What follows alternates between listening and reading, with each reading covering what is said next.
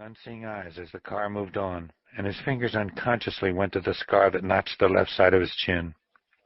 At 29, his face was sad and drawn and old, yet at the same time it was compelling and majestic. If he were to walk into any cafe in any part of the world, people would immediately ask, "Who's this young old man?" For he had the look and aura of number one, hod-carrier, dancer, artist, banker. One might not know, only that he was the best in his field.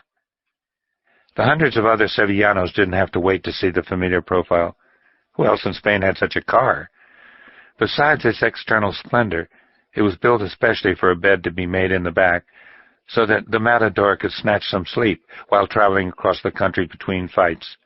In his best years, he had fought every other day for the entire 6-month season, sometimes twice on the same day in a different town, and there was little time for rest.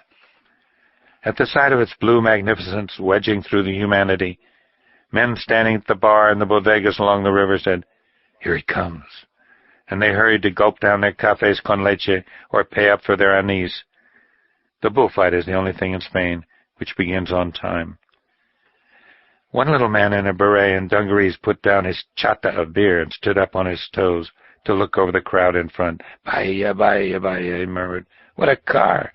How would you like to have a coach like that?" His companion, a little drunk, clapped him on the shoulder. "And how would you like to have got it the way he did, eh, old one?" "But did you see his face? He looked different." "Well, how would you look if you were going where he's going?" No, he looked strange.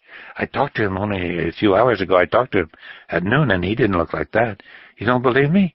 It was before you got here. Ask the barman. I talked to Pacote, and he talked to me, just like anybody, just like you or me. We had a cognac together, and a crayfish. But he didn't look like that. Ask the barman if you don't believe me. "Oye, barman, come over here and—" "We better get going," the other one said, "or we'll find someone in our seats." The big station wagon had already turned off the boulevard at the corner by the monumental stone coliseum that was the Maestranta, and had fought its way through the bulging, narrow street that led to the back of the arena.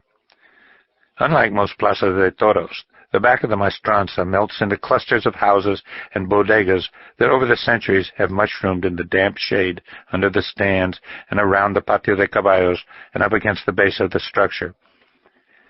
People were hanging out of the windows and flowered balconies around the little cobbled square, and they cheered when the car pulled up in front of the entrance. The driver sprang out and hurried around to open the rear door.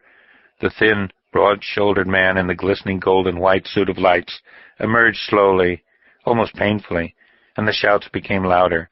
"Ole tu madre," called a man from the balcony of one of the houses built up against the plaza.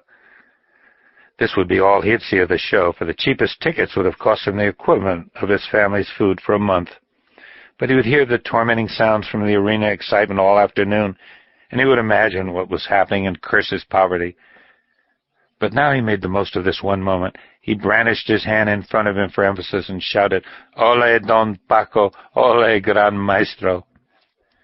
The gaunt figure stood by the car uncertainly for a few moments, his melancholy eyes blinking at the people massed around him, his face greenish-white under the black knobbed hat. The little bald fat man bustled out of the car, and he and another bullfighter elbowed through the crowd to convoy the Matador up to the big gate.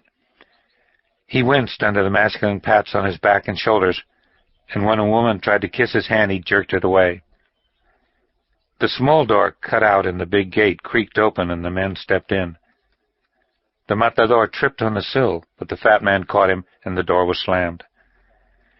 Inside the courtyard were the photographers, 10 of them, and the men from the Nodo, the official newsreel, who started grinding their old-fashioned camera.